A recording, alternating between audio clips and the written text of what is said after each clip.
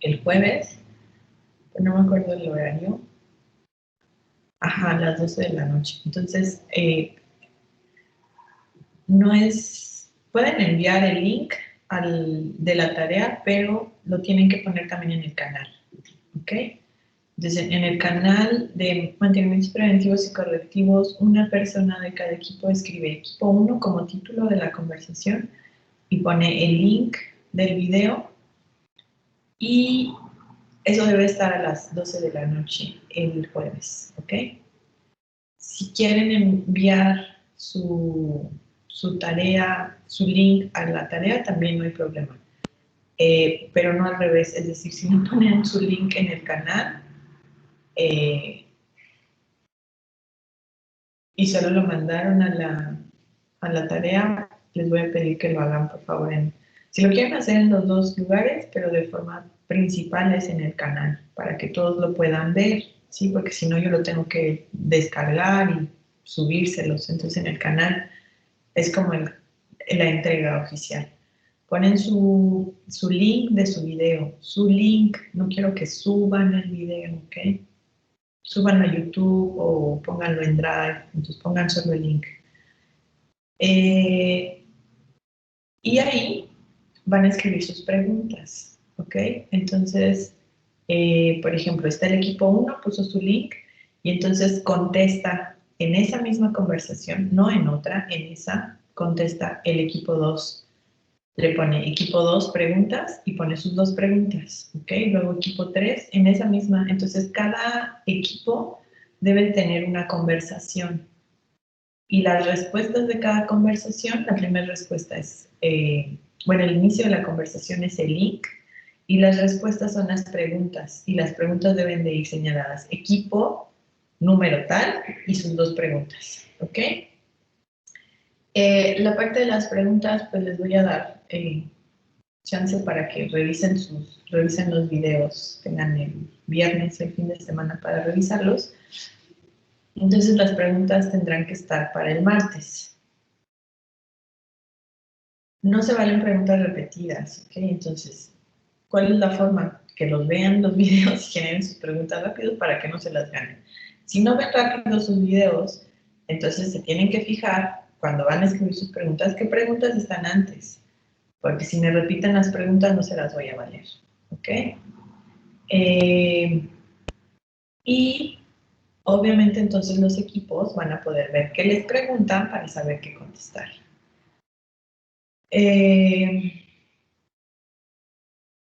Entonces, las preguntas las ponen, si ponen su video el jueves en la noche, lo pueden poner antes y ya lo tienen, ¿no? Porque en teoría exponían el jueves, entonces, pues ok, lo que se tarden en grabarlo para poder enviarlo. Y entonces sus preguntas deben de estar el lunes, para que el martes, o les voy a poner que las pongan el lunes. Ahorita les modifico la tarea para ponerles ahí que las preguntas en qué horario las pongan. Las preguntas solo van igual también en el canal, no se entregan en la tarea, para que los equipos tengan tiempo de verlas y saber qué contestar el martes. ¿Ok? Entonces vamos a contestar algunas y comentar algunas preguntas el martes. Ahora, si yo no llego el jueves a clase, les voy a poner una actividad que va a servir como su examen. Y entonces su segundo examen sería eso, en la parte de esta actividad, que más bien es que le piensen, no es que, pueden tener cuadernos abiertos, pueden obviamente tener internet porque no los voy a estar cuidando, y creo que además no es la forma correcta de tener estas evaluaciones, no funcionan. Y el viernes les haré un pequeño... El detalle es que, bueno, los extraordinarios son el 22 y el 23. En este curso no hay ordinario, pero entonces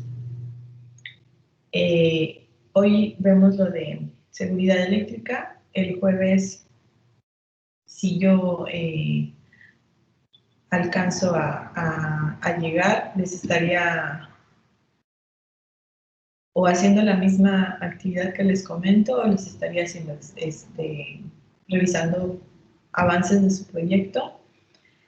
Y el viernes harían un examen rápido, que esa y la otra actividad. Si no hacemos la otra actividad que les comento el jueves, entonces también la hacemos el viernes, eso sería su segundo, contaría como su segundo examen, más las preguntas que les hice el otro día, ¿no?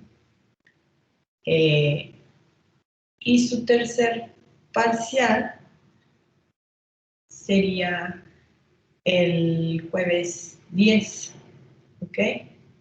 O el viernes 11.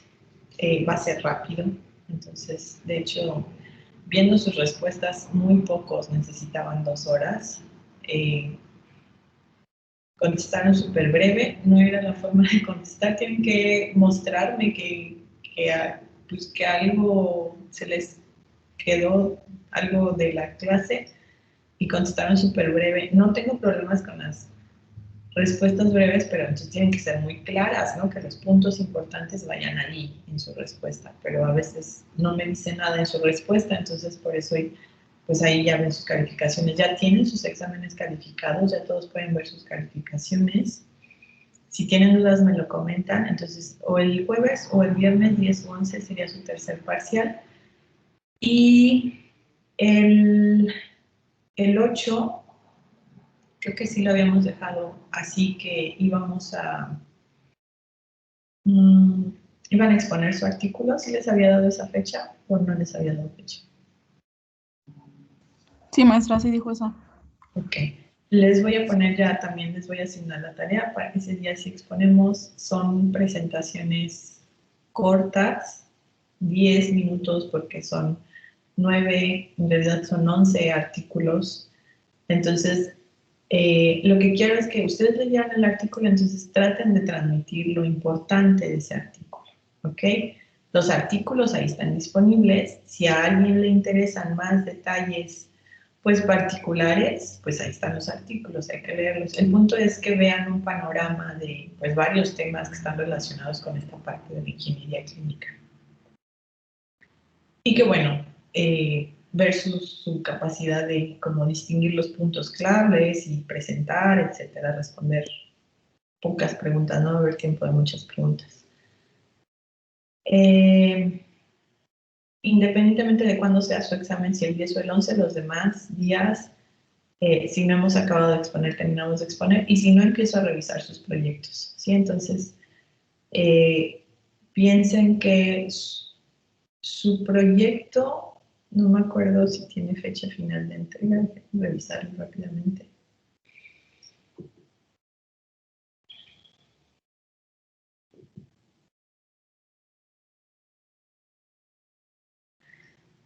Les había puesto que el 4 de junio es esta entrega que se las pospuse y la entrega final es el 15 de junio, ok, entonces así la dejamos. Entonces el 15 de junio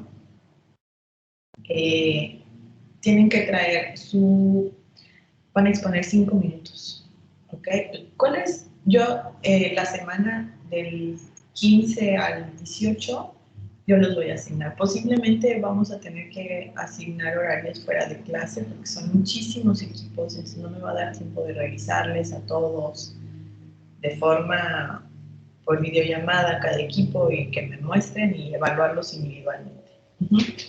Voy a tratar de ser rápida, también les pido que ustedes tengan muy puntual lo que hicieron y si no saben, pues me digan, no, no sé, eso no lo hice y no pregunté y nos vamos rápido. No traten de inventar información y todo eso porque luego a veces eso, pues en vez de ayudarles, los perjudica.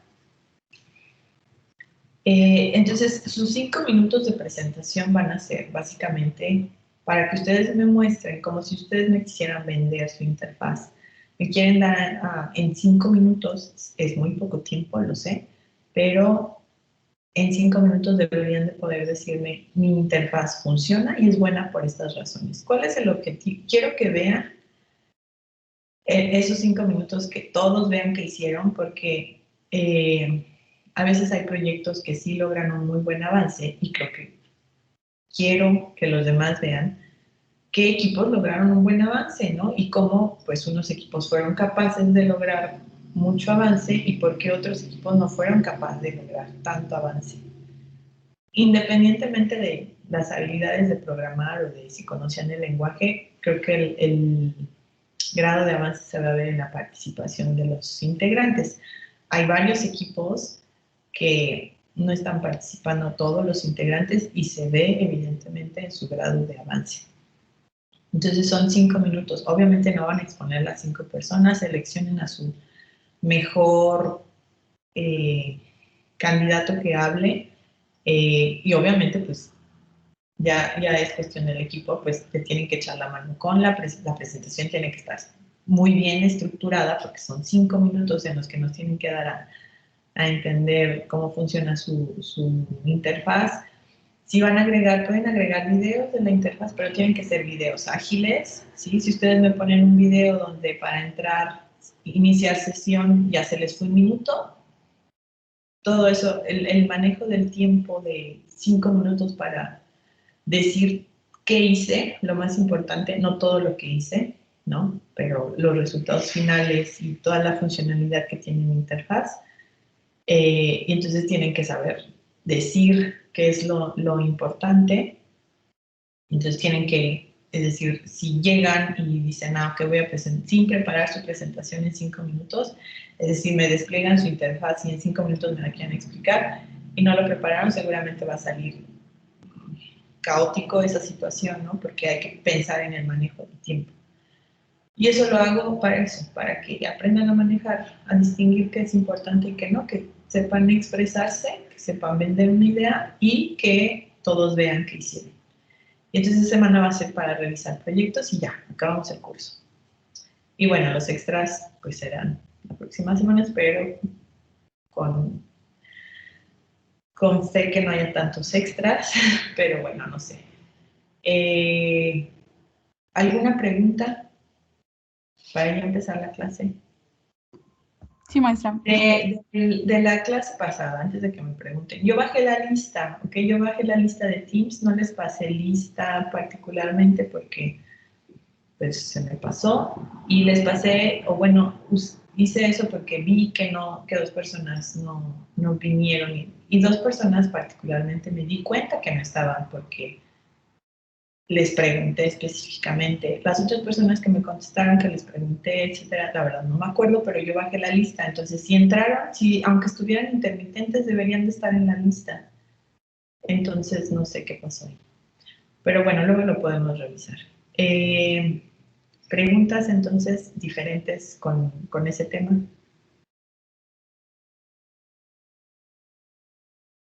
¿No hay preguntas?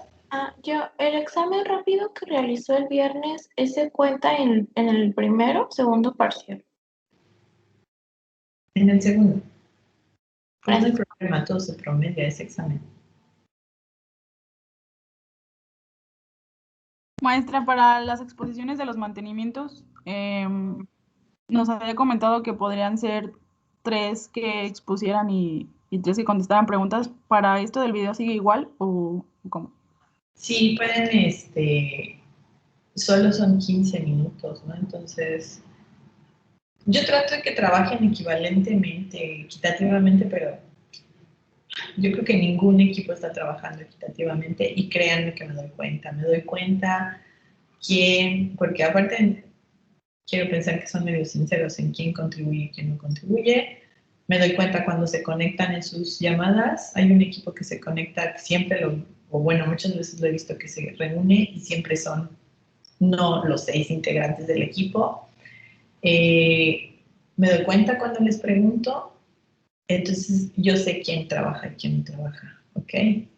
Y obviamente voy a tratar de que eso sea lo evidente en la evaluación, ¿sí? En el proyecto, a esas personitas que yo creo que no están participando mucho, pues les voy a preguntar más, ¿sí? Porque no es justo que unas personas desarrollan todo el proyecto y estas personas no están participando igual y tengan, por ejemplo, también 10. Obviamente no es adecuado, la evaluación debería ser proporcional. Y entonces trato de que eso pues, se vea reflejado al preguntarles de forma individual. Si alguien no está participando a lo mejor en la programación de la interfaz, pero realmente se está ocupando de otras partes importantes, el reporte, está cuestionando lo que sus compañeros están implementando, va a poder contestar las preguntas, ¿no? Entonces no habría problema. Entonces sí, ustedes pueden exponer las personas que ustedes consideren, ¿sí? Me ponen al final de sus presentaciones quienes presentaron, porque no me sé sus voces. De algunos sí las distingo, pero de la mayoría no. Y entonces las otras personas, pues dejaremos que contesten preguntas. ¿Alguna otra pregunta? Entonces, aparte de la exposición que se hará del proyecto, nos va a hacer preguntas usted, ¿verdad? ¿No entendí mal? Sí, cada equipo, tengo que pasar con cada equipo a la evaluación individual. Entonces, en la evaluación individual les voy a cuestionar su diseño, su interfaz, por qué agregaron esto de esta forma, por qué no agregaron esto, por qué es conveniente lo que hicieron, por qué no es conveniente. Les voy a preguntar detalles de cómo implementaron. Les voy a pedir que nos vayamos a su programa y que me expliquen cómo hicieron algunos detalles. Entonces tengo que evaluarlos de forma individual, es decir, por lo menos una pregunta a cada quien le toca. Ok, gracias, profesor. Eso es en lo que les digo que nos vamos a tardar. Entonces yo planeo pues media hora por equipo, pero son 9 equipos. Entonces trataré de ser más breve, de media hora. El video me va a ayudar, ¿no? Porque en el video yo voy a detectar pues que se cumplieron a lo mejor dudas y que no explicaron, pues será esa parte la que les pregunto y buena parte pues sus reportes, etcétera. Eso me va a permitir preguntarles y hacer como más puntual la evaluación. Trataré que sean 20 minutos por equipo, a lo mejor 15 si su trabajo ha sido como muy bien documentado, etcétera. Y si ya les he preguntado a varios. ¿Otra pregunta?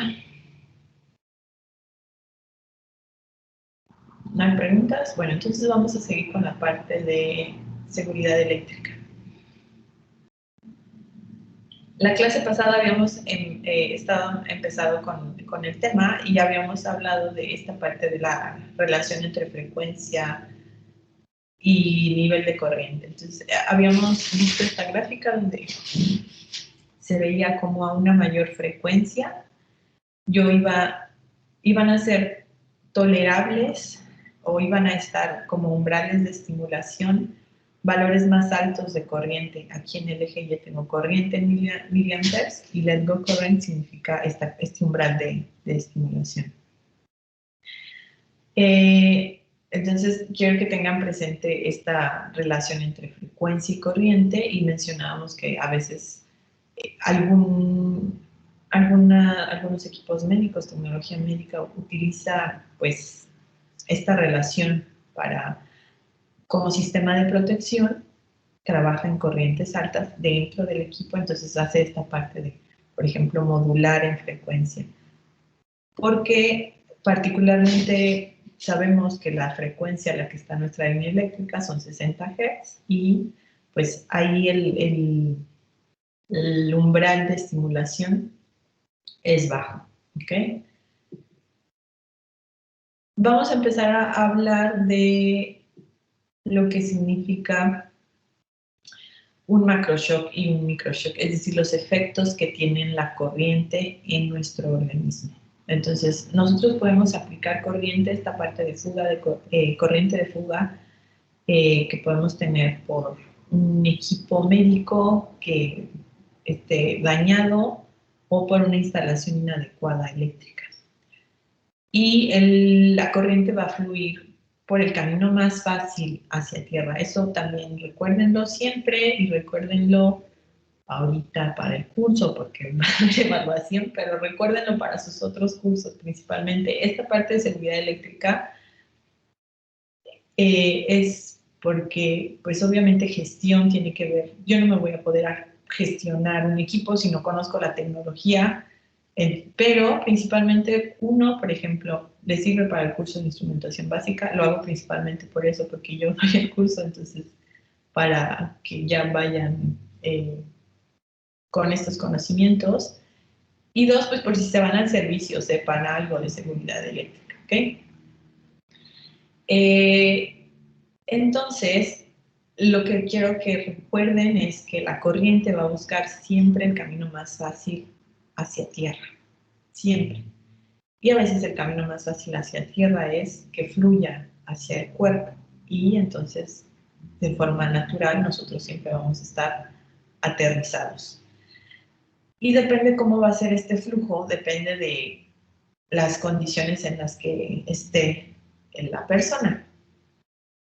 Si la corriente se aplica de forma externa y no existe ninguna conexión interna, estamos pensando que la persona está en un hospital porque está en contacto con tecnología médica. ¿Okay? Entonces, el equipo médico al que se conecta es no invasivo, no rompe la barrera de la piel. Entonces la corriente de fuga que llega al cuerpo va a fluir por el cuerpo y va a buscar el camino más fácil hacia tierra. Y va a fluir, pues sí va a fluir, por ejemplo, en este caso de extremidad a extremidad, y obviamente pues aquí en medio está el corazón, pero fluye de forma externa. Cuando fluye de forma externa la corriente se le va a llamar macroshock. ¿Ok? Ahora, ¿qué pasa si, por ejemplo, la persona está en el hospital pero tiene conexiones internas? Por ejemplo, tiene un catéter invasivo, ¿ok? Tiene un catéter que va directo al corazón. Llega una corriente de fuga y su camino más sencillo a tierra, pues tiene que seguir el camino del catéter, ¿ok? Y entonces, es una conexión invasiva, evidentemente va a tolerar niveles de corriente mucho menores, porque aquí tengo toda la barrera de la piel, de la grasa, del músculo, etcétera, que me protegen, y aquí se está rompiendo, ¿sí? Se está rompiendo por esta conexión invasiva que se tiene del catéter y particularmente pues hacia el corazón.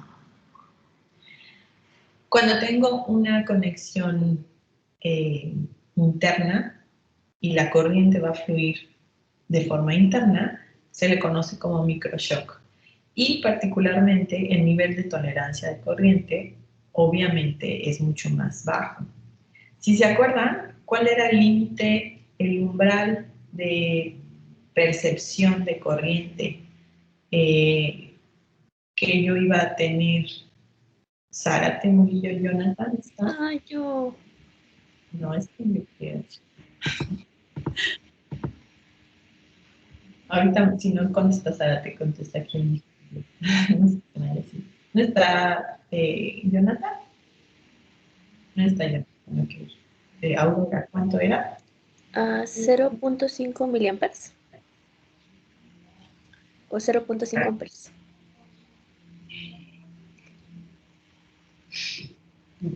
Es uno de los dos. O sea, mejor omitimos tu participación. Aranza, dime, Aranza. Son 500 microamperes, ¿no? 500 microamperes, medio miliamper, ¿sí? No medio amper. Ok. Bueno, tenías un 0, Aranza, antes, entonces.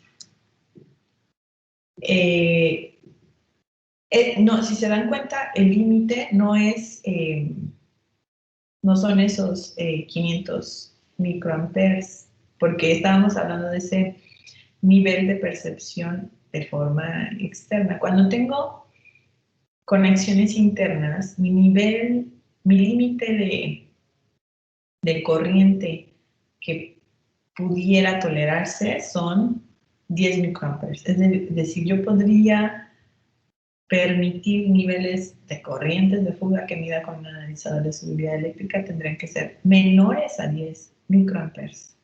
¿Ok? Entonces, ¿qué es macroshock y qué es microshock? Considerando, por ejemplo, cuál es la resistencia de la piel, que aproximadamente se tienen entre 15 kiloohms a 1 megaohm por centímetro cuadrado. Y obviamente, decíamos, es la parte de la piel, la parte de la grasa, la parte de los músculos, etc. En cuanto a resistencia interna, por ejemplo, en las extremidades se considera aproximadamente 200 ohms por extremidad y 100 ohms en el tronco. ¿Ok? Y es importante saber, pues, de forma muy clara que si yo tengo una conexión interna, los niveles de corriente de fuga que se deben de permitir son mucho más bajos, es decir, en quirófanos, en terapia intensiva, etcétera, donde tengo conexiones internas. Ya habíamos hablado de que era una corriente de fuga que se podía,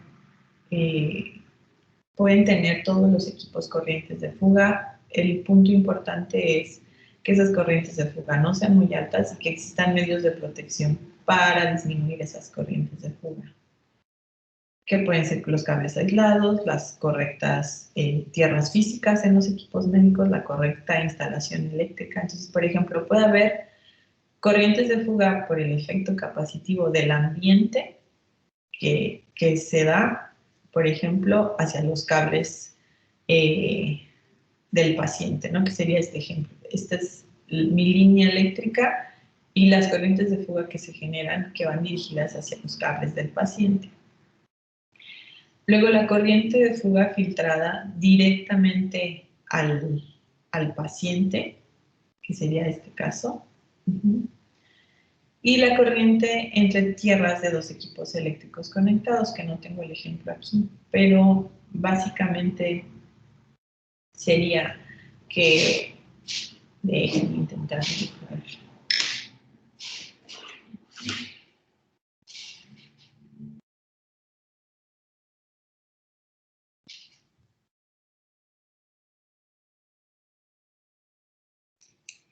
Que ustedes tienen, ay, ¿por qué no dibujo?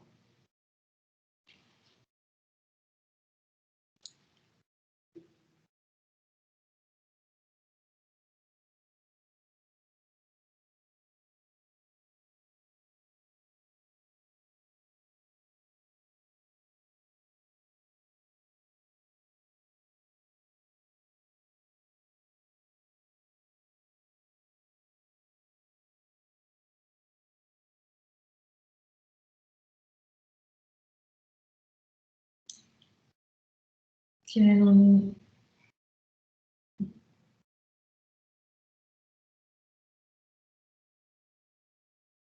Ay, bueno, imagínense que tienen un... ¡Qué horror! Tienen una persona aquí y esta es otra persona y entonces está conectada. Ah,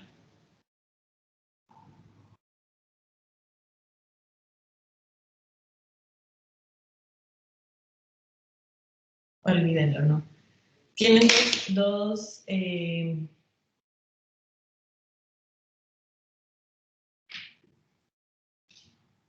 equipos que están conectados. Piensen que son estas sus dos personas y tienen sus equipos conectados, o bueno, más bien tienen, esta persona tiene un equipo aquí y tiene otro equipo en otra conexión. Creo que aquí había un ejemplo.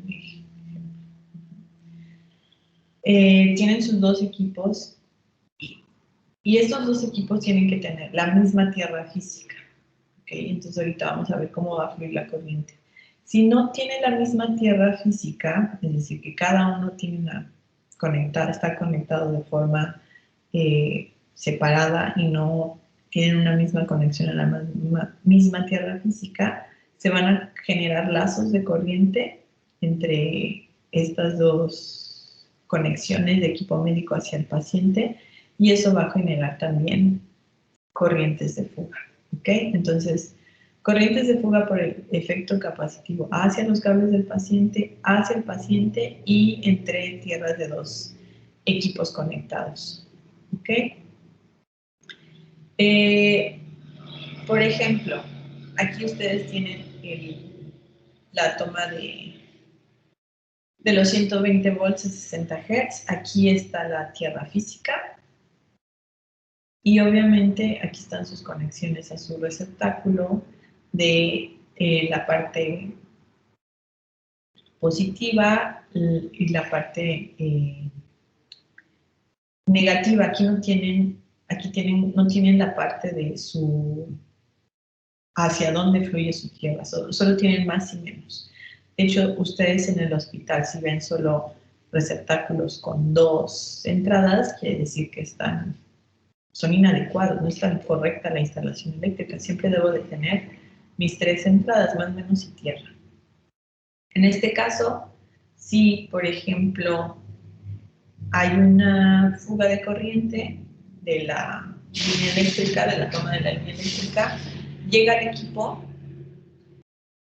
y entonces la corriente va a fluir por el chasis, por la carcasa del equipo, y acuérdense, va a buscar su camino más sencillo a tierra, más corto.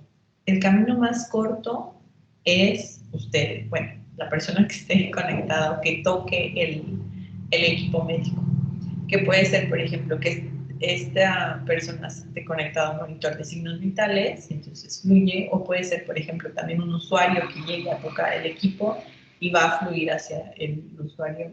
¿Cuál va a ser el camino más fácil hacia tierra? Ustedes, entonces va a fluir por el chasis del equipo hacia ustedes. Esto sería un macro shock porque fluye de forma externa. Y aquí el chasis no está aterrizado, ¿ok? Porque no tengo tierra física. Y yo conecto mi equipo al receptáculo y a la toma de corriente, donde va a estar la conexión hacia tierra física, y si no existe, pues no lo tengo aterrizado. En el otro caso, sí tengo la parte del valor positivo, el valor negativo y la tierra, la conexión a mi tierra física. Hay una existencia de una corriente de fuga que va a fluir hacia el chasis, pero el chasis, el camino más corto, todos los chasis, por ejemplo, tienen ahí deben de tener su conexión, es decir, la carcasa debe tener su conexión a la tierra física, y entonces el camino más sencillo de la corriente es esa conexión que está directamente en el chasis. Va a fluir por ahí la corriente y va a tomar el camino de regreso. ¿Hacia dónde? Hacia la tierra. Y ya no va a fluir hacia la persona que está en contacto con el chasis del equipo médico. ¿Cuál es la diferencia entonces? Un chasis sin aterrizar, la persona va a tener un macroshock, le va a dar un toque. Un chasis aterrizado, aunque haya corrientes de fuga, obviamente tolerables, niveles permisibles, la persona que está conectada al equipo médico no va a tener ningún macroshock, ¿ok? ¿Por qué se generarían estas corrientes de fuga? Pues porque puede haber, por ejemplo, una falla en el transformador, una descarga eléctrica, y eso genera corrientes de fuga. ¿Cuál es, por ejemplo, el voltaje máximo entre dos superficies conductivas dentro de un hospital? 500 milivolts en áreas de cuidado general y 400 milivolts para áreas críticas. ¿Ok? ¿Qué pasa ahora en el caso del microshock? Cuando hay corriente de fuga, por ejemplo, de 100 microamperes, ¿cuánto era lo que toleraba el microshock? 10, ¿ok?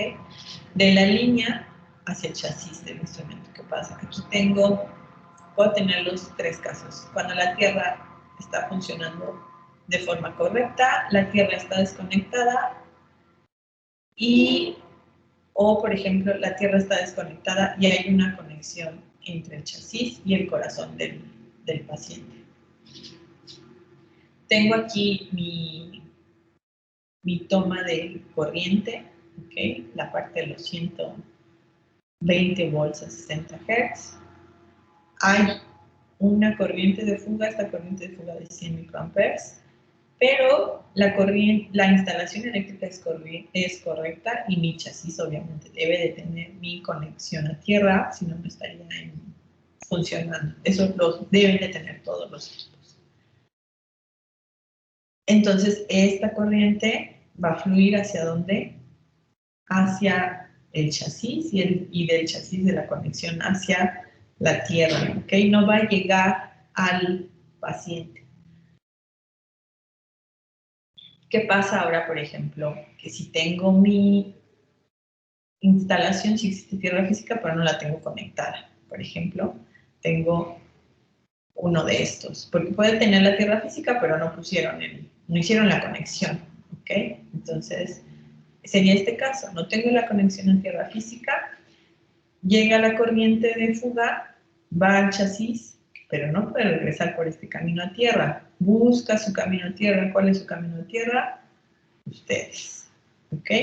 Aquí el paciente no está conectado directamente al equipo, ¿sí? Pero sí tiene una conexión interna, es decir, tiene el catéter. Entonces imagínense que al lado hay un monitor de signos vitales que todavía no se lo conectan y el paciente toca el monitor de signos vitales y obviamente el monitor de signos vitales está conectado y entonces por ahí fue la corriente de fuga. Y entonces, como el paciente tocó el monitor de signos vitales, pues el camino más fácil a tierra va a ser el paciente, ¿ok? Y va a conducir hacia la tierra física. Hay un caso más grave, cuando aquí, si se dan cuenta, va a fluir, va a entrar la corriente, pues, por donde el paciente toque el chasis.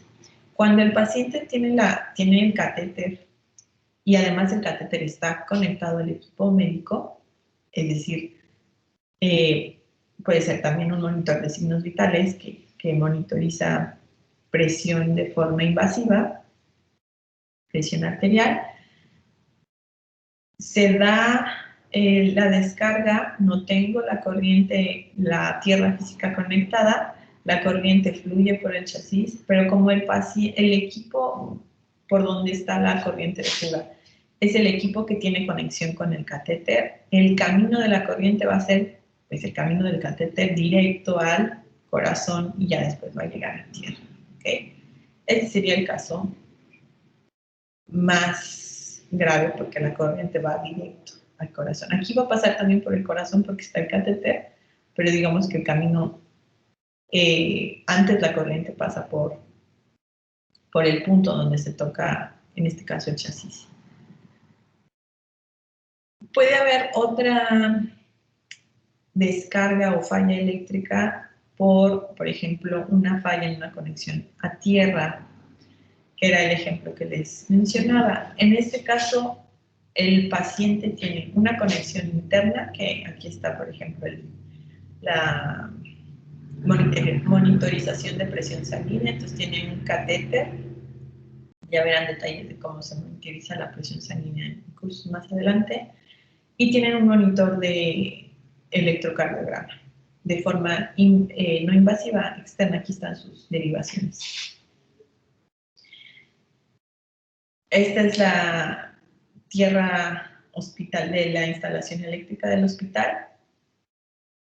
¿Y qué es lo que sucede? Los dos equipos tienen su conexión hacia la tierra física del hospital. ¿Okay? Entonces, si existiera alguna descarga eléctrica que proviene de la instalación eléctrica del hospital, va a llegar al equipo, pero el equipo ¿qué?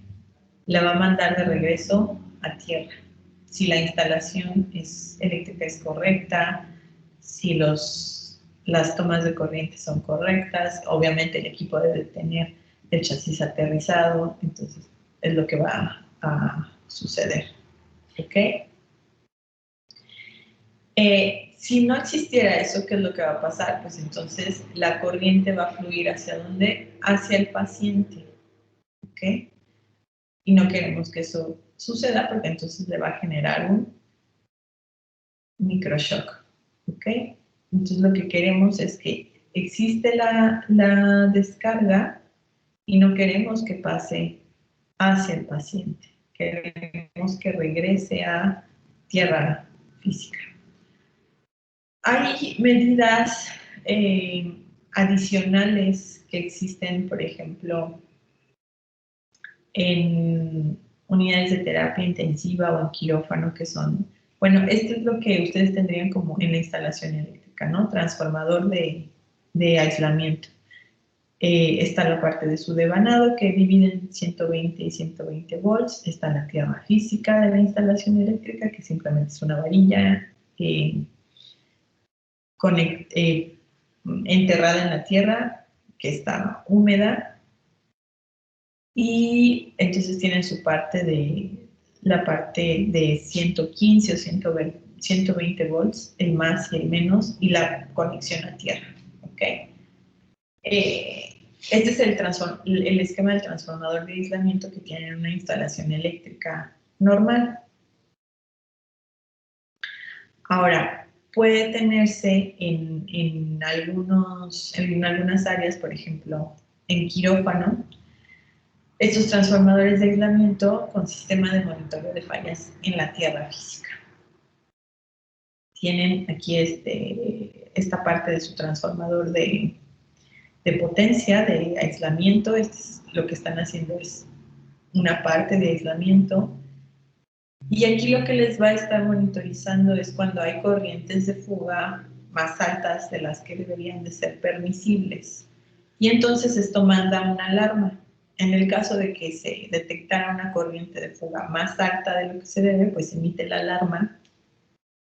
Y bueno, sonaría en el quirófano y se detecta qué es lo que está sucediendo. Recuerden que todos los equipos tienen funcionamiento con batería, ¿ok? Entonces, no hay problema si yo lo desconecto de la toma de corriente. Por ejemplo, en el caso de que hubiera una descarga eléctrica que me genere corrientes de fuga más altas de lo normal, el equipo podría desconectarse, porque todos los equipos deben funcionar con batería, principalmente todos, pero principalmente los de soporte de vida, como muchos de los que se usan en quirófano. Ok, entonces este tipo de transformadores pueden existir, por ejemplo, en algunos quirófanos. No es forzoso que existan, pero podrían existir. Obviamente, lo ideal es que existieran, pero puede que en algunas instalaciones hospitalarias pues no existan. Esto es lo que en realidad tienen ustedes en la parte de su tierra física. Les mencionaba, es una varilla enterrada. ¿Okay? Entonces aquí van todas las conexiones a tierra. Pueden existir, o sea, en un hospital puede existir más de una tierra física que están conectadas a lo lejos en la tierra, pero son tierra física. Es decir, no es forzoso que tenga que existir una sola tierra física para todo el hospital, pero sí debe de existir tierra física para toda la instalación hospitalaria, principalmente para tecnología médica. Y obviamente tienen muchas conexiones. Por ejemplo, está toda la parte, aquí tienen los puntos de conexión, por ejemplo, la parte de las tomas de corriente o receptáculos, y todas las conexiones a tierra física tienen que fluir hacia el mismo punto, que es donde está la tierra física del hospital.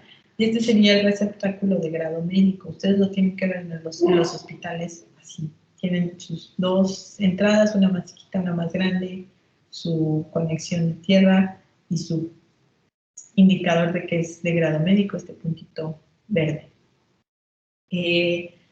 Si no han medido la corriente en su casa, si quieren saber si en su casa existe tierra física, agarren un multímetro y midan cuánto mide de este punto a este punto, de este punto a este y de este punto a este, para que sepan cómo va, cuál es el positivo, cuál es el negativo, cómo debe de medir con respecto a tierra. Entonces agarren un multímetro y midan en su casa, ¿ok? La instalación eléctrica y que el chasis esté aterrizado, eso es fundamental en los equipos médicos.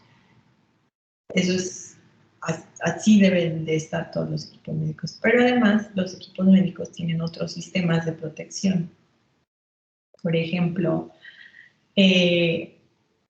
lo que quieren es prevenir el contacto entre la persona, el usuario, el paciente y los materiales conductivos del equipo. Normalmente el equipo va a tener una carcasa metálica y obviamente una carcasa plástica en la parte superior. Generalmente nunca van a ver una parte metálica en la parte externa que tenga contacto con la parte interna. ¿Por qué? Pues porque eso haría más fácil el flujo de corrientes. Los equipos médicos, su carcasa externa siempre va a ser plástica.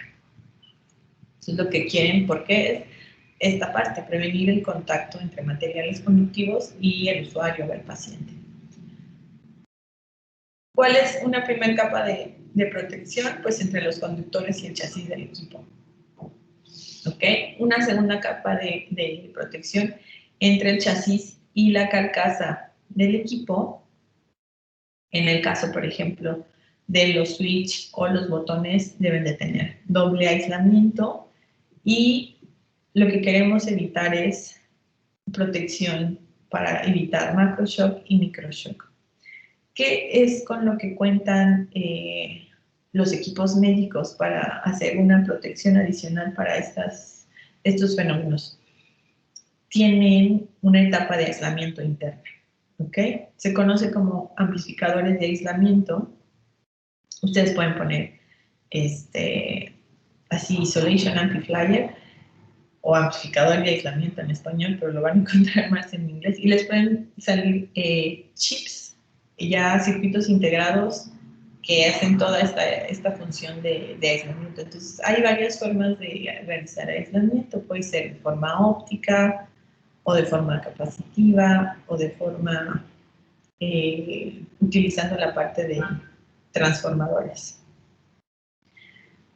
Lo que quieren es que aquí conectan este amplificador de aislamiento, puede ser un circuito integrado, y lo que quieren es separar las tierras físicas. De este lado tengo una tierra física, conectada, aquí está mi tierra física, y del otro lado, esto es la base de la barrera de aislamiento, yo voy a tener una tierra física diferente. Estos dos símbolos son símbolos de tierra, pero son símbolos de tierra diferente, porque quiere decir que son tierras físicas diferentes. Si yo conecto un multímetro entre un punto, por ejemplo, entre las tierras, entre este punto y este punto, no debe de existir conductividad. Si existe conductividad, no está funcionando el amplificador de aislamiento. Entonces, la mayoría de los equipos médicos, principalmente señales bioeléctricas, tienen esta etapa de aislamiento y lo que van a hacer es separar tierras y que lo único que fluya es pues la señal que están midiendo, ¿ok? La señal que van a medir es lo único que va a fluir entre esta etapa y esta etapa que divide a la etapa de aislamiento. Esa es otra forma de protección de la tecnología médica que existe. Vamos a ver que hay varias pruebas de corriente de fuga. Por ejemplo, depende de la norma que estemos hablando. Puede ser normas IEC o normas AMI. ¿Y cuáles van a ser de las principales? Por ejemplo, resistencia de tierra de protección, corrientes de fuga de tierra, corrientes de fuga de la caja o por contacto del paciente, de corriente de fuga auxiliar del paciente, por piezas aplicadas, corrientes de fuga de aislamiento. Dependiendo, ¿por qué la norma? Porque, por ejemplo, los analizadores de seguridad eléctrica van a poder utilizar diferentes normas y de acuerdo a esas normas, pues vas a poder realizar diferentes tipos de pruebas de medición, principalmente de resistencia y corrientes de fuga. Aquí está una tabla de los límites de corrientes de fuga, por ejemplo, en el chasis, ¿ok?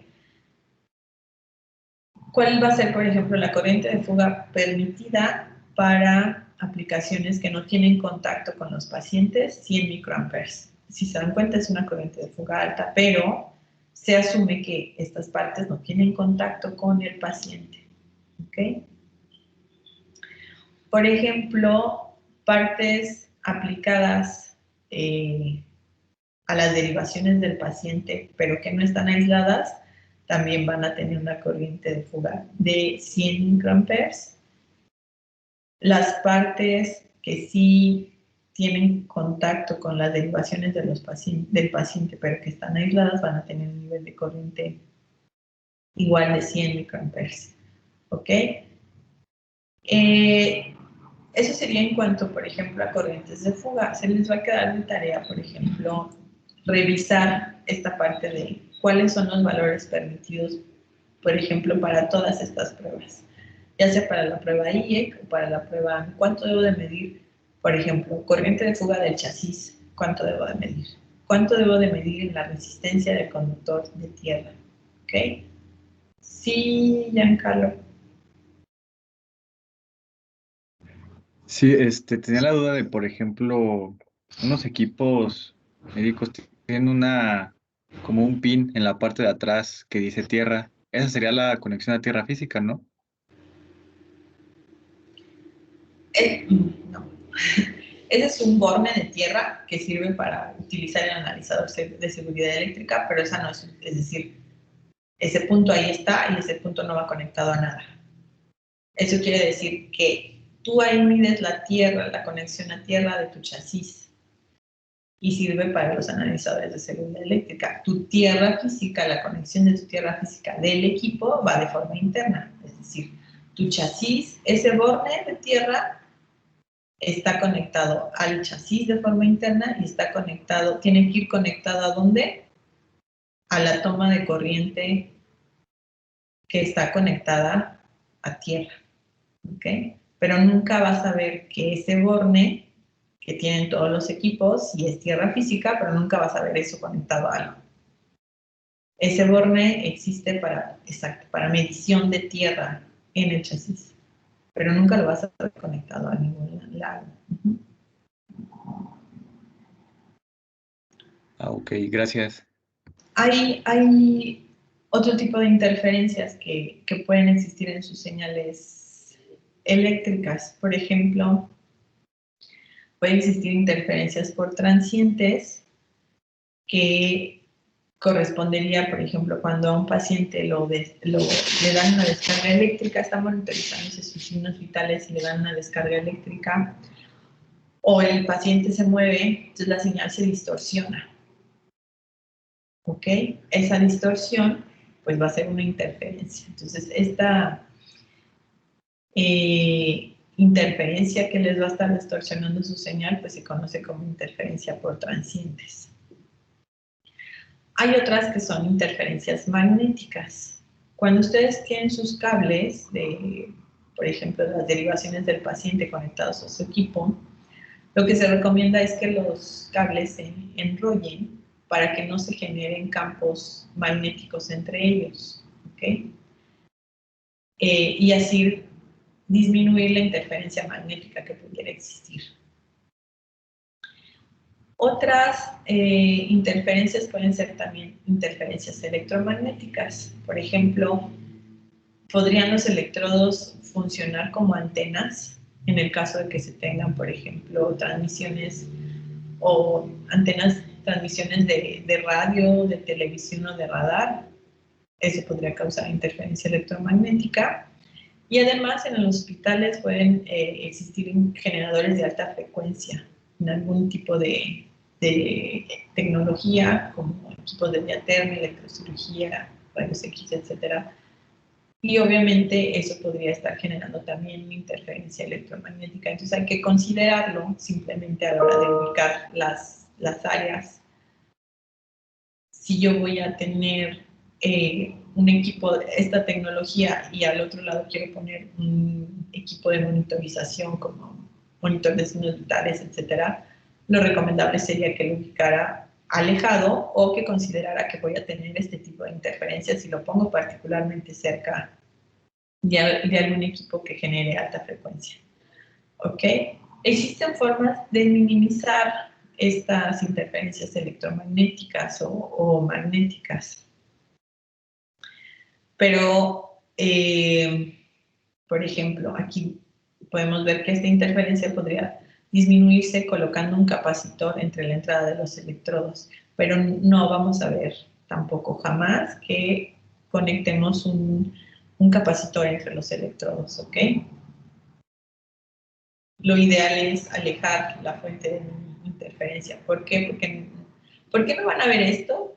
Simplemente se va a ver raro que ahí entre sus electrodos tengan ustedes un capacitor, ¿sí? Sería una medida, por ejemplo, si a lo mejor ustedes estuvieran haciendo actividades de investigación totalmente controladas, etcétera, que saben que a nadie les va a mover el capacitor, podría hacerse, pero nunca van a ver esto en la práctica. Pero es una forma en la que podría reducirse esa interferencia.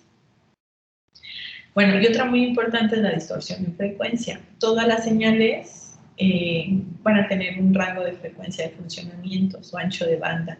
Si yo adquiero mi señal de forma equivocada y no respeto ese rango de frecuencia, ese ancho de banda que tiene la señal, por ejemplo, lo más grave es que yo seleccione un ancho de banda más pequeño y entonces mi señal se puede distorsionar, porque no voy a tener la frecuencia, el contenido en frecuencia adecuado para que mi señal sea adquirida de forma correcta, ¿ok? Y eso me puede detectar una distorsión de la señal. A veces puede ser visual, a veces yo puedo decir no le está pasando nada a la señal, pero al momento que yo proceso esa señal, que quiero calcular algún índice, principalmente índices relacionados con el contenido en frecuencia de la señal, me voy a dar cuenta que está distorsionado el comportamiento esperado, ¿ok?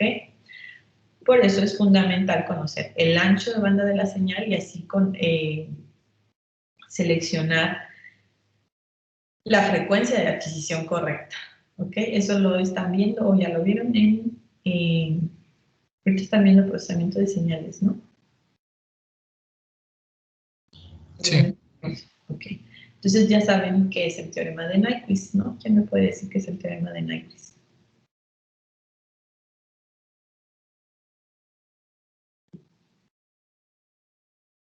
Les doy un punto en el examen. 5, 4. Abraham. ¿Qué es el teorema de Nyquist?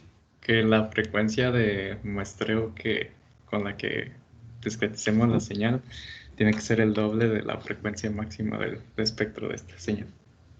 Ok. ¿Sí? Eso es fundamental. Eso lo tienen que saber. A partir de que se los enseñaron ahorita en adelante, lo deben de saber. Y cuando les pregunten cuál es la frecuencia de Nyquist, súper rápido. Este concepto lo tienen que tener muy, muy claro. ¿Ok? Entonces, tengo que conocer cuál es el ancho de la banda de mi señal, es decir, la frecuencia máxima que puede contener para seleccionar mi frecuencia de adquisición de una señal. Yo ya sé que mi señal debe de adquirirse con al menos el doble de esa frecuencia máxima, al menos. Lo ideal es que sea a veces hasta 4 veces, pero mínimo, mi condición mínima es el doble. Entonces, si el ancho de banda, por ejemplo, de mi señal de DSG es 100 Hz, mi frecuencia máxima, mi frecuencia de muestreo debe de ser al menos 200 Hz. Entonces, Abraham, ¿te acuerdas que te debo un punto? Gracias. Esto sería lo que veíamos, bueno, esta parte de interferencias es adicional a seguridad eléctrica porque son distorsiones por transientes, ¿no? Por ejemplo, el transiente sería la parte de desfibrilación o cauterización, que es un nivel de voltaje muy alto, o movimientos, la parte de interferencias magnéticas, electromagnéticas, y bueno, de forma muy importante la distorsión en frecuencia. Vamos a pasar a ver ahora el analizador de seguridad eléctrica, a ver cuánto tiempo nos da.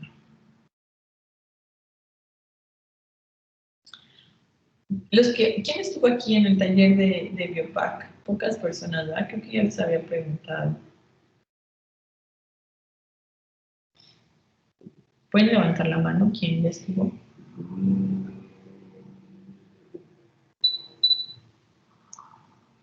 ¿Y si se acuerdan todavía? Ese es el analizador. Ah, bueno, no lo están viendo. Ah, entraron muchos. Antes ya lo damos por visto. Chicos, ¿si se acuerdan o no se acuerdan? Voy a verlo otra vez. O sea, los que entraron, ¿quieren que lo volvamos a ver? Pues a lo mejor un resumen para recordar estaría bien. Ese es el analizador de seguridad eléctrica visto desde muy lejos. Espero que salga mejor que en el taller.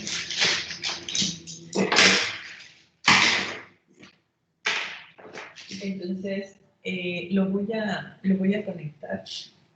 Ustedes aquí tienen en esta parte su conector. Esta parte va a ir conectada aquí y después lo tengo que encender. En esta parte yo conecto para medir las derivaciones de los equipos y entonces lo puedo quitar. Yo puedo conectar podría conectar y después otro para tener más conexiones, ¿no? Por ejemplo, en el SG ustedes tienen 12 derivaciones y podrían querer medir. En realidad se mide la corriente en cada una de las derivaciones que son partes aplicadas, ¿ok? Y entonces, aquí ustedes, si se dan cuenta, ven un conector. Aquí va conectado el equipo al que quieren medirle pues, su corriente de fuga y los niveles de resistencia. Entonces, mi equipo, va conectado a la corriente, a la toma de corriente. Si mi instalación eléctrica no tiene tierra física, si se dan cuenta cómo es la conexión, no es normal, no es lo que ustedes siempre están acostumbrados a ver. Si se dan cuenta son 3 planos, entonces el que yo tengo aquí pues son 3 planos. Y después yo voy a tener este adaptador que también voy a utilizar para conectarlo a la corriente. Si mi instalación eléctrica, esto va a la toma de corriente, y mi instalación eléctrica de donde esté, que en teoría es un hospital, no tengo tierra física, mi equipo no va a funcionar. ¿Ok? Aquí, bueno, esta es la calcomanía de que es de la UASLP. Este es un sello de garantía de Fluke que no está abierto, no lo hemos abierto nunca, no se ve mucho, pero dice Fluke. Si nosotros lo abrimos, obviamente el sello se va a violar. Este tipo de sellos son los que están en los equipos médicos. Obviamente están ubicados pues en las uniones de las carcasas, para que cuando lo abras tengas que romper el sello. Y de este lado, esta etiqueta lo que dice es, a ver si lo alcanzan a ver. Bueno, ahorita se las enseño, les saco una foto. Pero dice Fluke Biomedical, dice la fecha de calibración es 21 de noviembre del 2014. Y la fecha dice, la fecha de calibración que debería de ser Cal Date es 21 de noviembre del 2015, en un año. Y bueno, trae un número de operador. ¿Okay? Entonces la empresa que lo vendió obviamente calibrado y te dice cuándo le toca la siguiente calibración. Obviamente nunca se ha calibrado este equipo, o sea, las mediciones que yo hago con este equipo pues no son correctas porque no está calibrado. Y lo puedes acomodar. En esta parte de atrás trae esta pestaña para ponerlo así y lo puedan ver sus mediciones. Aquí en esta parte tienen una entrada porque este equipo se puede conectar a la computadora y trae su software. Entonces ustedes entran al software. Yo no tengo la computadora con el software, pero se los voy a traer. Eso no se los enseñé, se me olvidó en el taller. Y entonces, sí creo que les dije del software, pero no se los enseñé. Ustedes entran al software, conectan la computadora y le dicen en el software, quiero hacer estas pruebas y el equipo hace todo. Ya no necesitan estar programando aquí manualmente las mediciones. Obviamente, pues tienen que comprar el software, tienen que calibrar el equipo y bueno, además tendrían que tener este. Si ustedes empiezan a ir al hospital, se van a dar cuenta que en muchos hospitales no tienen un analizador de seguridad eléctrica y bueno, eso sería algo básico para hacer. Y mantenimiento preventivo, que por ahí a muchos se les olvidó que en el mantenimiento preventivo van las pruebas de seguridad eléctrica. Déjenme pasarles rápidamente el manual a la parte de materiales de clase para que lo tengan y lo abran y lo puedan ir, bueno, lo puedan ir revisando ahorita rápidamente o bueno, lo puedan ver después. Déjenme.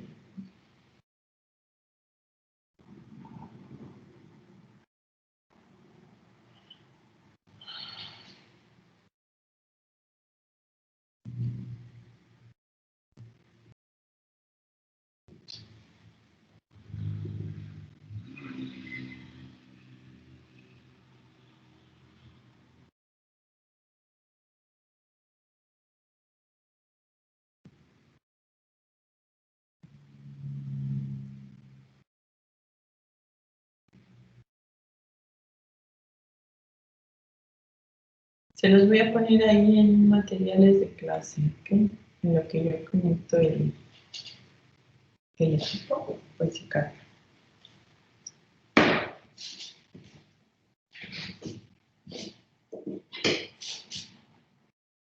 Bueno, otra cosa es que esta que va a la corriente eléctrica, si se dan cuenta, si lo quieren meter nunca va a entrar, ¿sí? Si se dan cuenta, estos dos deberían de estar así paralelos, sistema está paralelo, entonces para eso es este adaptador. ¿Ok? Entonces aquí está como si lo puedo conectar y ya con este lo conecto a la toma de corriente.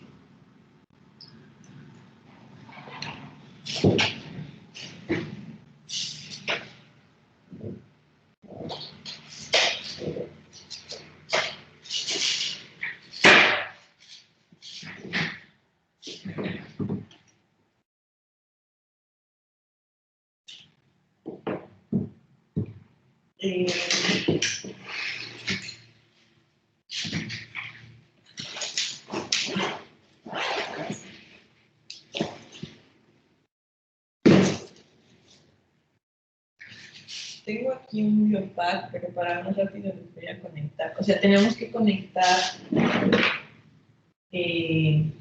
un equipo, ¿no? De medición en donde yo quiera hacer algo de medición. Entonces, el que vamos a conectar va a ser otro flujo. Este es el simulador de signos vitales.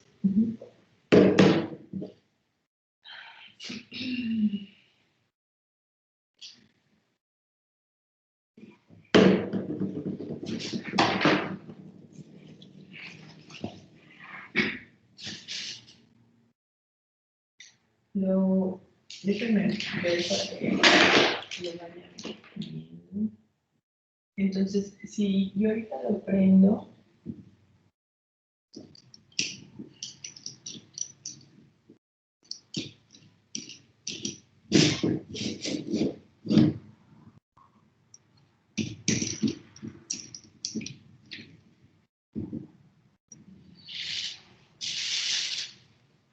déjenme cambiarles la cámara.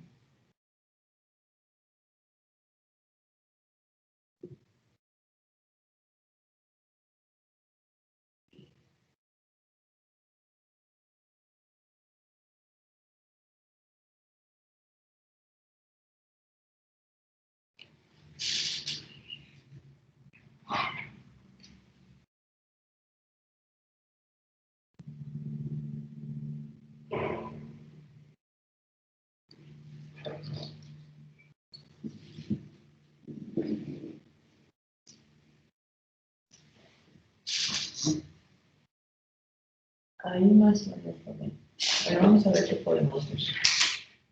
Voy a prender, se prende este foquito rojo. Ya pueden descargar su manual.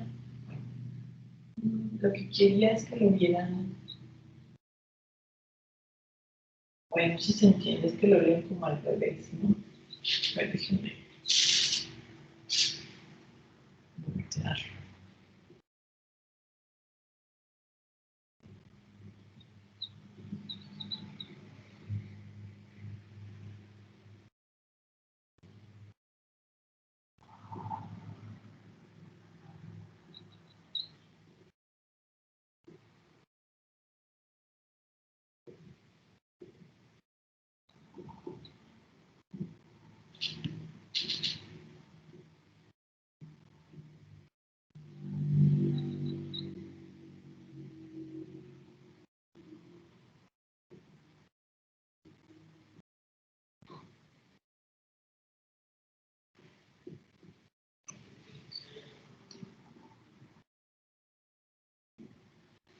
No se alcanza a ver bien.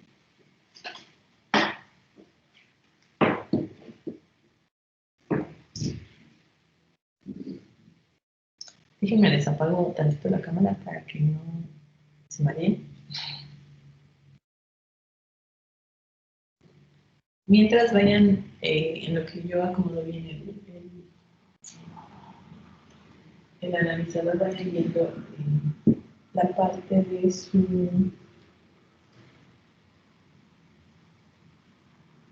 manual.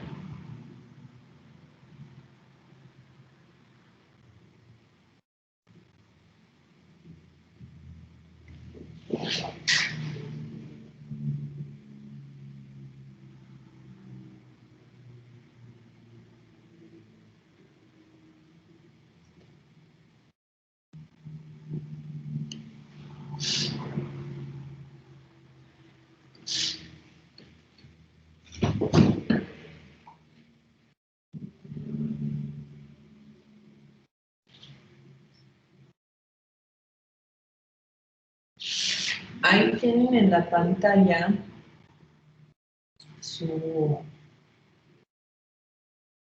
Déjenme. Si les comparto mi pantalla, entonces las comparto. Ustedes me dicen si se ve muy chiquito, para que vean al mismo tiempo el manual. Y el monitor. ¿Se ve muy chiquito todo o se ve bien?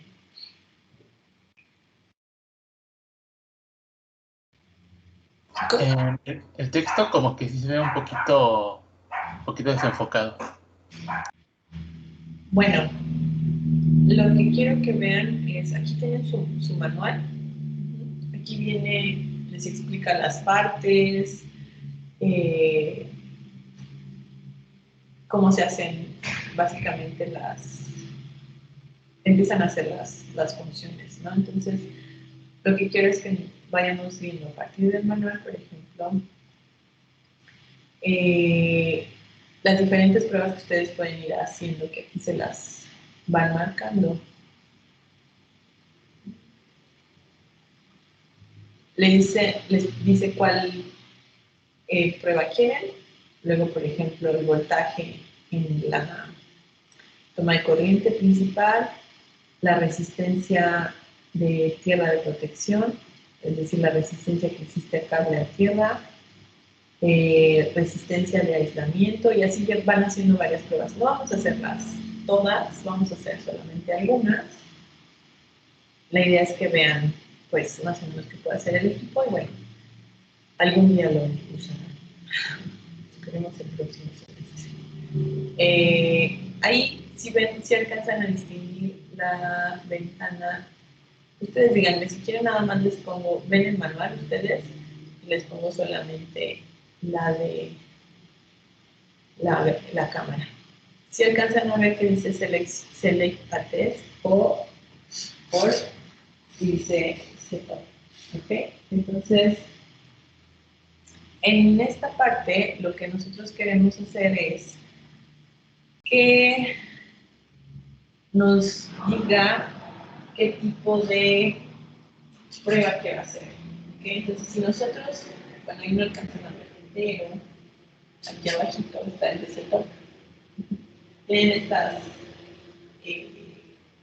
teclas. Este es un generador de una señal DSG, ya se perdió. Este dice megaohms, este dice punto a punto, setup, B, A, micro A y ohm. ¿Okay? Entonces son lo que tienen para hacer las diferentes pruebas. Y aquí ustedes tienen esta de probar, guardar, por ejemplo, los datos que se midieron para accesar a los diferentes menús y aquí tienen estas tomas. ¿Okay? Para B, para la opción de voltaje, de corriente y de resistencia de ohm y A de corriente y la parte del positivo y el negativo y aquí se le hace un punto nulo. ¿Okay? Y ahorita vamos a ver qué voy a conectar ahí.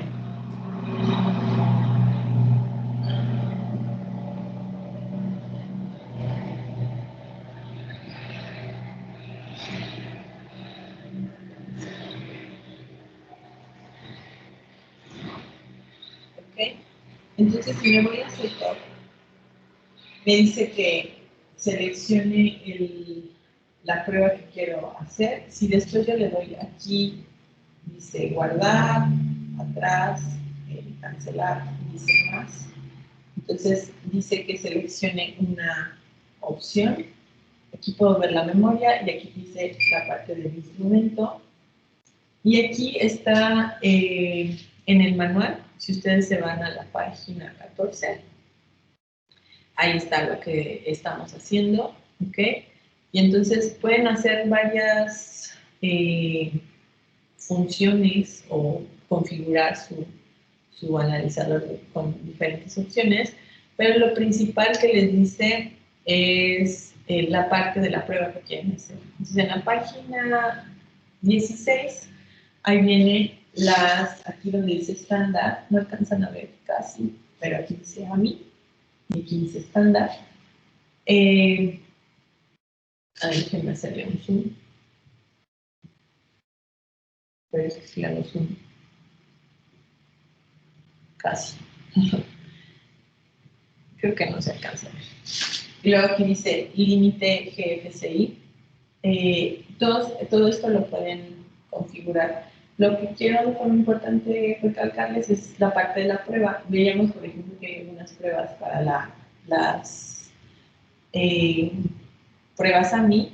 Por ejemplo, aquí ustedes le pueden ir moviendo. Aquí le movería con los controles que estaban aquí abajo, de arriba abajo. Y entonces, si se dan cuenta, salió un menú desplegable arriba. Entonces, ahí está la 60601, que es la Y, la 6353. Entonces, les van apareciendo diferentes pruebas que pueden realizar con este analizador. Entonces, dependiendo de la prueba que seleccionen, van a ser las pruebas que puedan ustedes realizar con el analizador.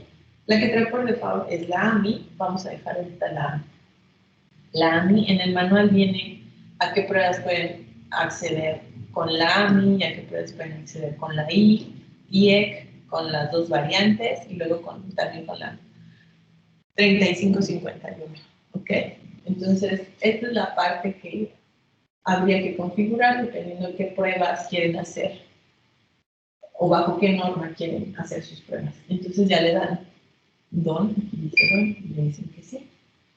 Y entonces aquí tienen la opción de, bueno, más opciones, el contraste, si quieren que haga un sonido cada que lo oprimen un botón, la información del instrumento, aquí le dice cuándo se calibra la última vez, el número de serie, la versión del firmware, etc.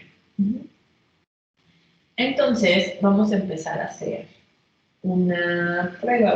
Voy a conectar el simulador.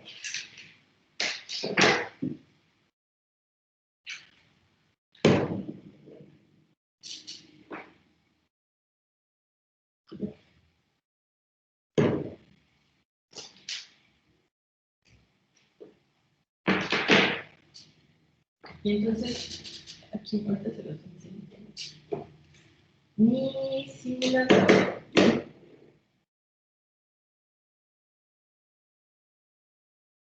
Perdón por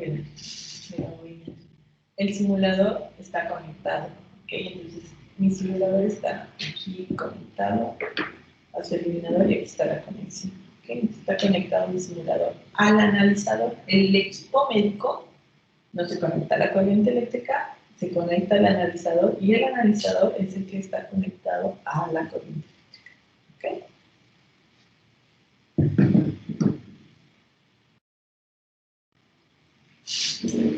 Mi equipo ahorita está apagado, mi simulador está apagado. Entonces, lo que voy a empezar a hacer es accesar a algunas opciones. Por ejemplo, la DD, que me va a medir, está en la página 17, el voltaje que tengo en la toma de corriente. Tengo 127 volts. Vamos. Alto, ¿no? Bueno, pues la universidad.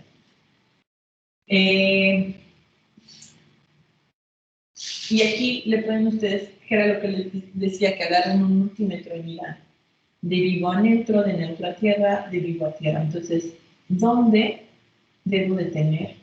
¿Dónde no debo de tener voltaje? ¿En qué opción? ¿De vivo a neutro, de neutro a tierra o de vivo a tierra? En todos debo de medir 127 o alrededor.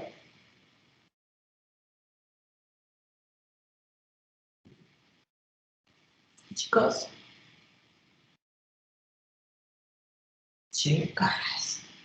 No. Los que tomaron el curso ya se acuerdan. Si mido de neutro a tierra, ahí es donde debo de medir un nivel de voltaje muy bajo. Si aquí yo midiera los 127 volts y aquí también, está mal la conexión.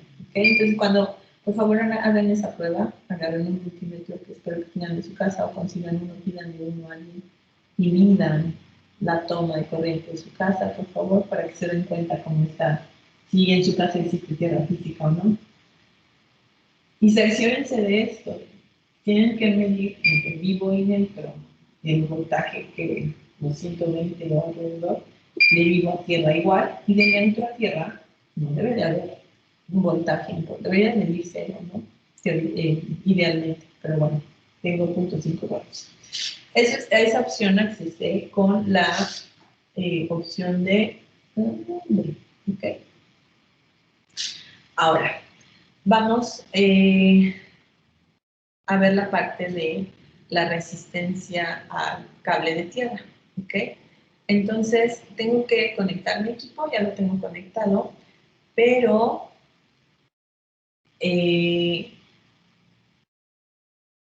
ahí les dice que conecten la derivación como se lo muestra en la figura 10, váyanse a la página 20, entonces les voy a hacer esa conexión.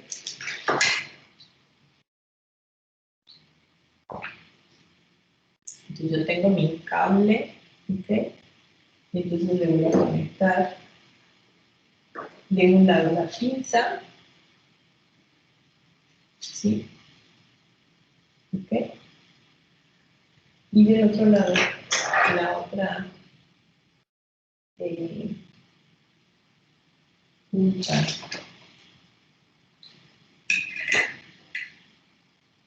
En el otro lado no necesito conectarlo nada porque va a entrar así directamente. Ahorita se los muestro con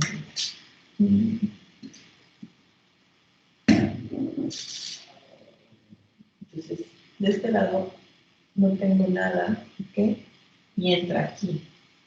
Voy a medir ahorita la parte de la resistencia con esta opción. Y esta punta la voy a conectar. En realidad ahí en la figura 10, en la página 20, ahí estaría conectado al borne de tierra que mencionaban.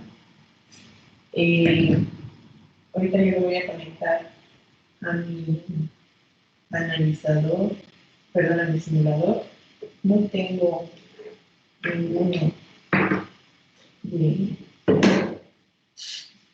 ningún punto para conectarlo, pero lo voy a conectar en una, aquí ustedes, lo voy a conectar en una de estas. No sería lo correcto porque aquí van las derivaciones, pero no tengo ningún otro punto en en el equipo que tenga o sea, que sea una conexión conductora. Lo que quiero es una conexión conductora, entonces lo voy a conectar a uno de esos.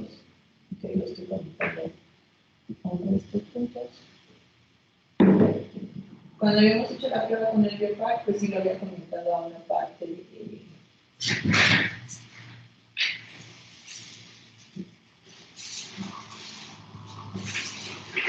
esa dimensión.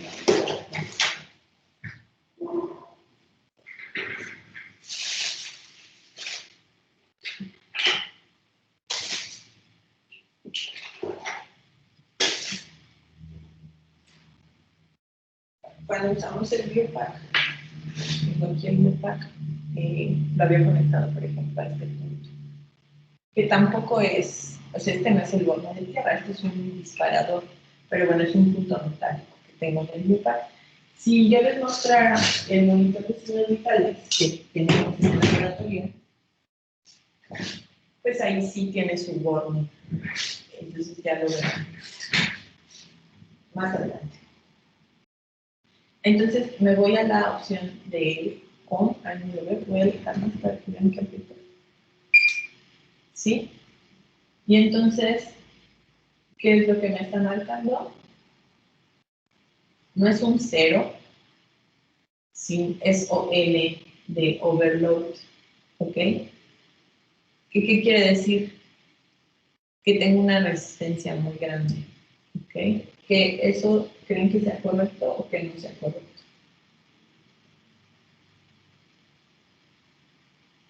Yo estoy conectando a un punto metálico de mi conexión, de mi equipo. En realidad lo debería conectar al chasis. ¿Ok? En la figura 20 ahí les dice de tierra protectiva o protectora a alguna superficie expuesta de la cubierta. ¿Ok? No debería de, lo que estoy midiendo es resistencia. ¿Ok? Entonces yo quiero una resistencia muy baja o muy alta ahí. ¿Qué tipo de resistencia quisiera César?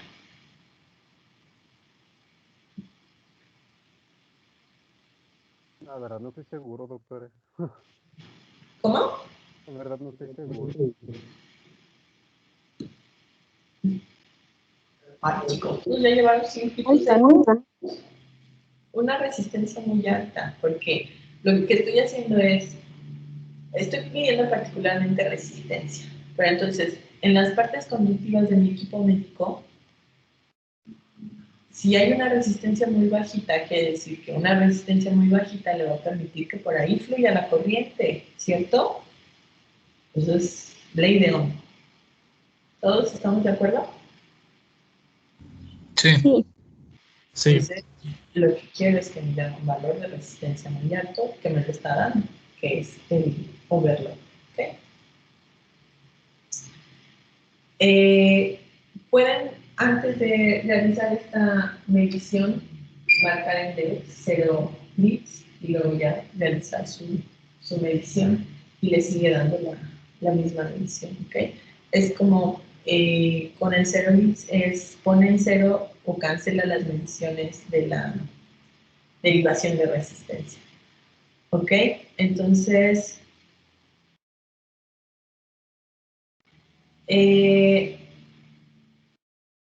vamos a hacer otra medición.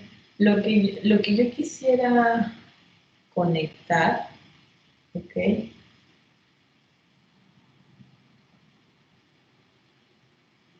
Es,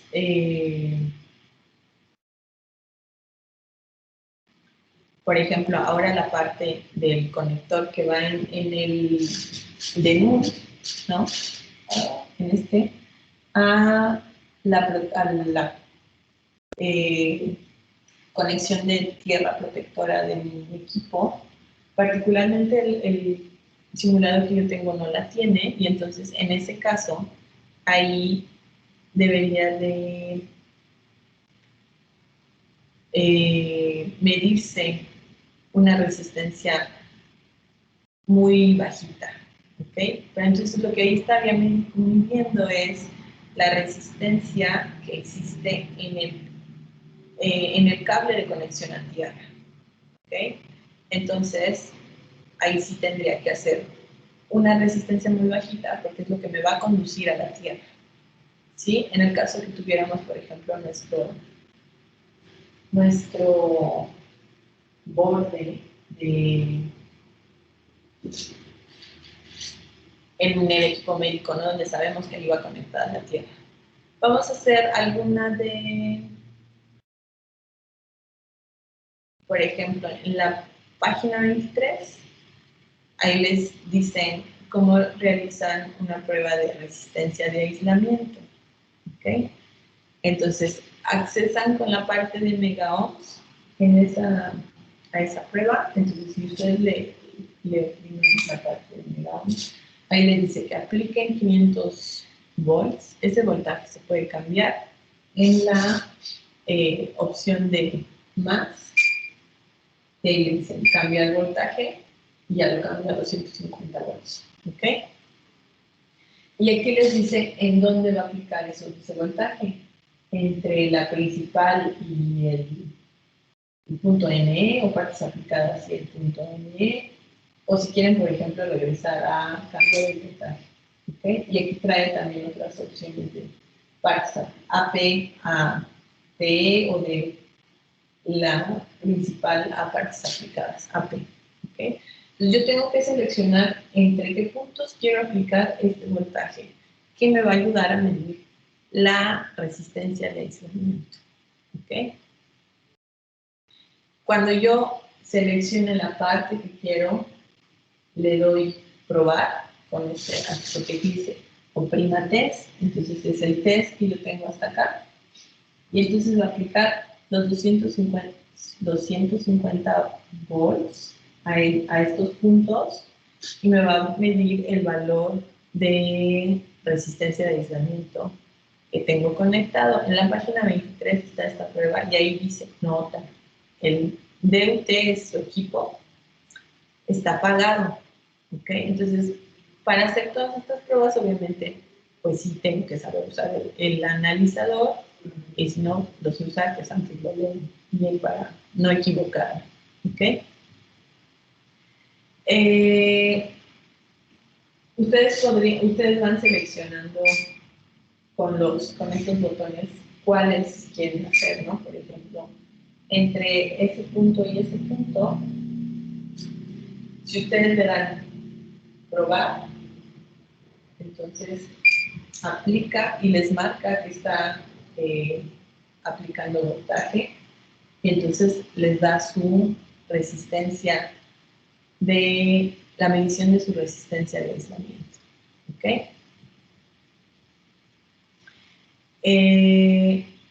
Y lo tendrían que hacer para cada parte, ¿ok? Vamos a medir corrientes de fuga, por ejemplo.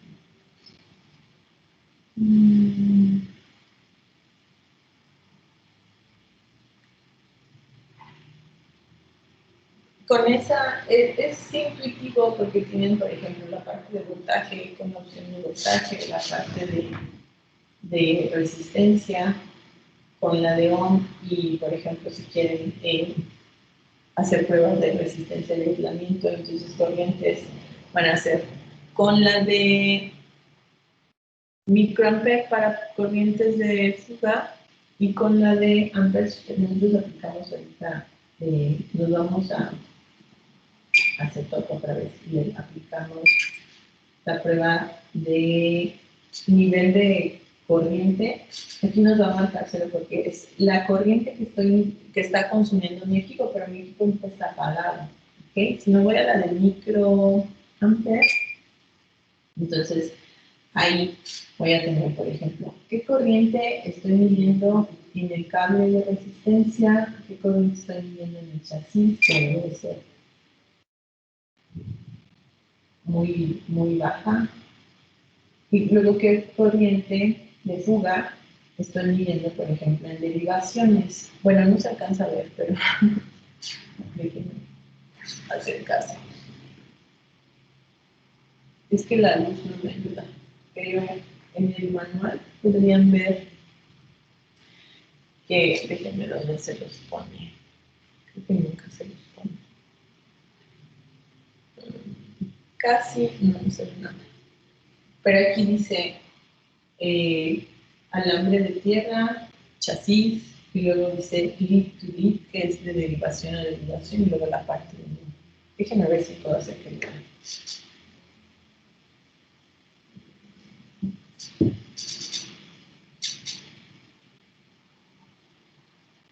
Más o menos, no se alcanza a ver.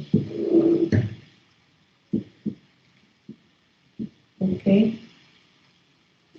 Entonces,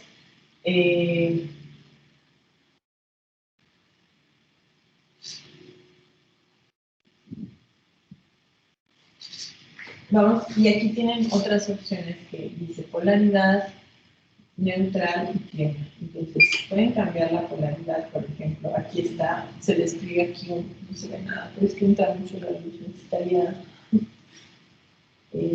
aquí dice off, lo pueden cambiar, y dice, por ejemplo, reverse, invertida, y luego la parte de neutro, cerrado, tierra cerrada, ¿ok?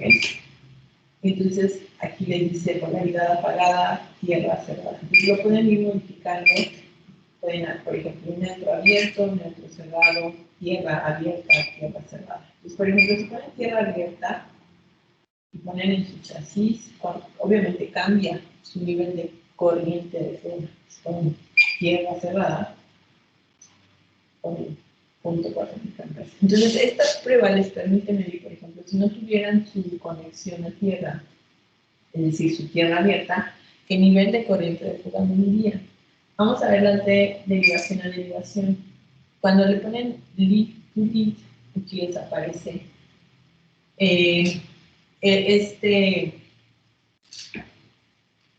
en cuál de estas quieren conectarse. Ahí yo ahorita no tengo nada conectado, pero bueno, lo voy a conectar. ¿Okay? Entonces ya conecté, ¿no se ve?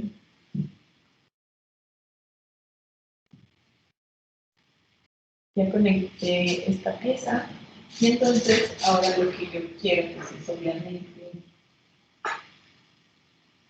conectar mis partes aplicadas. Pero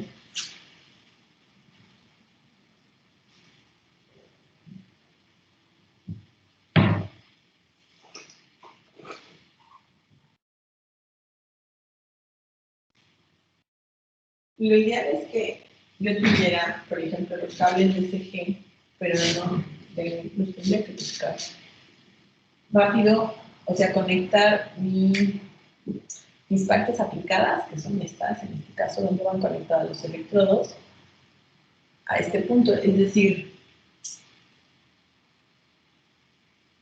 hacer la medición aquí de mis derivaciones. Partes aplicadas quiere decir con derivaciones o partes que van a tener contacto con el paciente, que son las derivaciones. Lo que voy a hacer es voy a conectar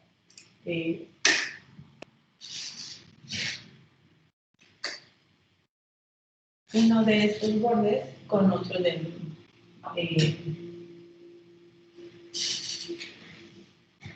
simulador de signos vitales. ¿Okay? Y bueno, me tengo que parar en esa que estoy viendo, ¿ok? ¿Sí? Y entonces, así particularmente me voy a ir moviendo y voy a ir haciendo mediciones. ¿Okay? Si yo me voy a la opción de más, puedo seleccionar un grupo de derivaciones con las flechitas que tengo en la parte de abajo, hacia abajo o hacia los lados. Entonces aquí dice de derivación a tierra o aislamiento de la derivación. ¿Okay? Entonces yo puedo ir seleccionando, si se alcanza a ver, se pone un cuadrito marcándole a dónde se quiere ir moviendo. ¿Okay? Y por ejemplo, en la parte del aislamiento, ahí aplican otra vez, hacen una prueba de le ponen un nivel de voltaje, aquí no tienen la opción de cambiar su voltaje, y tienen que otra vez seleccionar oprimir test y les va a medir un nivel de corrientes como si aplicaran un nivel de voltaje particularmente a alguna parte aplicada y qué nivel de corriente de fuga les va a medir para probar particularmente el aislamiento de la derivación. ¿Ok? Hay varias pruebas que puede hacer el analizador de seguridad eléctrica. La idea ahorita es que lo conocieran, por lo menos, que supieran cómo se ve un analizador de seguridad eléctrica. Hay unos más completos, hay unos más pequeños. Pueden entrar a la página de Fluke, que creo que una vez se los había pasado. Pueden ver los modelos. Fluke es como el estándar de equipo de medición. Pueden encontrar a lo mejor otros analizadores de seguridad eléctrica de otras marcas, pero Fluke es lo que más se usa. ¿Alguna pregunta? Obviamente, pues, tal vez muchas con respecto al analizador. Pueden ir revisando el manual si quieren y pueden, pues, si tienen preguntas, preguntarme. Si quieren que hagamos una prueba en particular, pues la hacemos. Pero preguntas hasta el momento de lo que vimos hoy.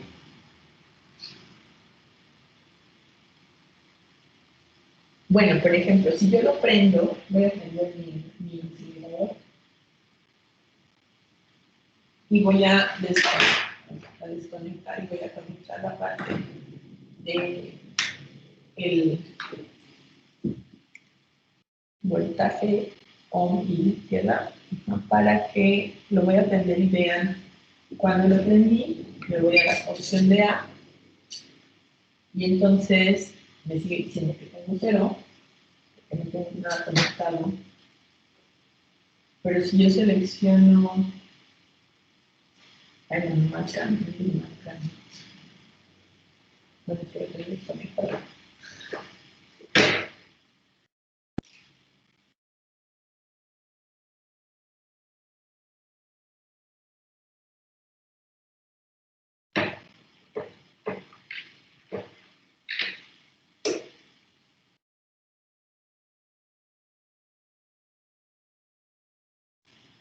No les marca ningún nivel de corriente, pero que, por ejemplo, si lo conectan a un monitor de signos digitales, como el que tenemos, a una computadora, cuando encienden la computadora o el monitor de signos digitales y empiezan a acelerar todas sus funciones, obviamente el nivel de corriente pues va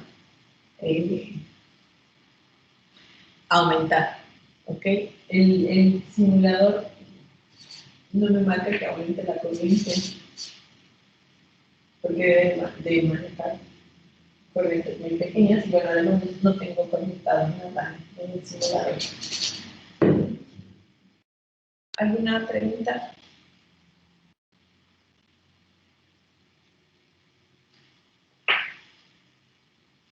¿No hay preguntas? Wow, chicos.